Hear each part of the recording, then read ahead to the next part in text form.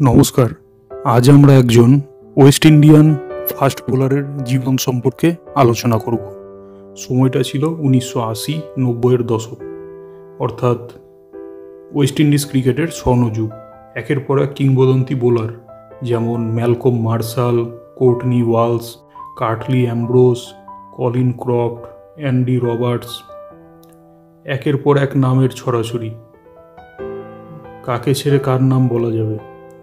প্রত্যেকেই ইতিহাসের পাতায় জায়গা করে নিয়েছেন। একবার শচীন তেন্ডুলকরকে প্রশ্ন করা হয়েছিল যে আপনার খেলা বোলারদের মধ্যে সবচেয়ে বেশি গতি কার ছিল বলে আপনার মনে হয়, শোয়েব আখতার নাকি ব্রেট লি? সকলকে অবাক করে শচীন জানালেন তার খেলা সবচেয়ে গতিসম্পন্ন বোলার ছিলেন প্যাট্রিক প্যাটারসন।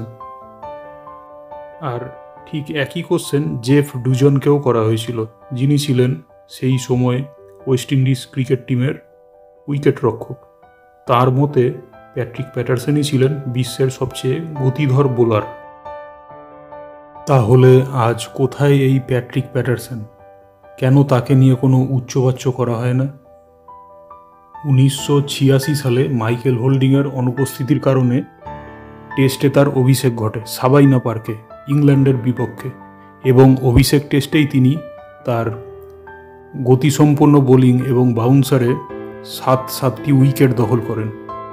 এমনকি পাকিস্তানের কিংবদন্তি ব্যাটসম্যান জাভেদ মিয়াঁদাদ, ভারতের মোহাম্মদ আজহারউদ্দিন এবং অস্ট্রেলিয়ার কিংবদন্তি স্টিভ ওয়াগ এক বাক্যে স্বীকার করে নিয়েছেন যে প্যাট্রিক প্যাটারসনের চেয়ে গতিধর বোলার তারা দেখেননি।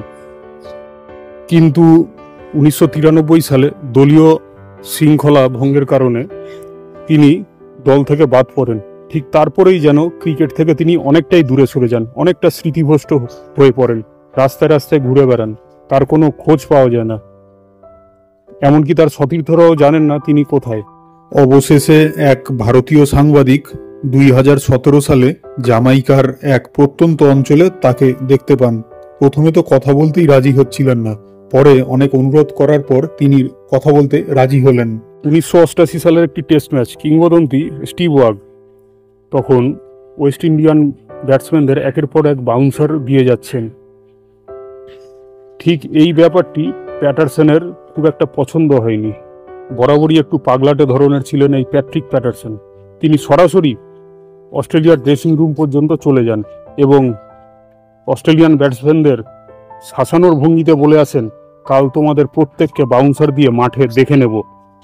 আর হয়েছিল ঠিক তাই, একের পর এক বাউন্সারে তখন ধরাশয়ী অস্ট্রেলিয়ান ব্যাটসম্যানরা, এবং এই ম্যাচে অস্ট্রেলিয়া করুণ পরাজয় বরণ করে। অথচ আজ প্যাটারসনের এই কথাটি ঠিক মনে পড়ে না। অনুরোধের সাথে সাংবাদিককে জানালেন, 25 বছর হয়ে গেছে, আমি এখন আর এসব ঠিক মনে করতে পারি না। এমনকি তিনি অবাক হয়ে গেলেন যখন শুনলেন একটা সময় তিনি বিশ্বের সবচেয়ে দ্রুতগতি সম্পন্ন বোলার ছিলেন। সত্যি ভাবতে অবাক লাগে। স্বর্ণযুগের ওয়েস্ট ইন্ডিয়ান বোলারের এই করুণ পরিণতি সত্যি ভীষণ হৃদয় বিদারক। আজ যেখানে ক্রিকেটে অনেক টাকা, নিলামে প্লেয়ারদের টাকার ছড়াছড়ি, কিন্তু একটা সময় এই ক্রিকেট খেলাতে তেমন টাকা ছিল না। আজ যেখানে ধরুন অস্ট্রেলিয়ার বিগ ব্যাশ বলুন বা ভারতের ইন্ডিয়ান প্রিমিয়ার লিগ, চারদিকে টাকার ছড়াছড়ি, অথচ সেই সময়টা নিজের সোনালী যৌবন দেশের প্রতি উৎসর্গ করেও আজ প্যাট্রিক প্যাটারসন জামাইকার এক প্রত্যন্ত অঞ্চলে কোনো মতে বেঁচে রয়েছেন। পেটের ভাত জোগাড় করতে এমন কোনো কাজ নেই যা তিনি করেন না।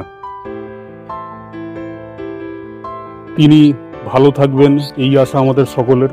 প্যাট্রিক প্যাটারসনের সেই সোনালী অতীত আমরা ইউটিউবে অবশ্যই দেখতে পাবো।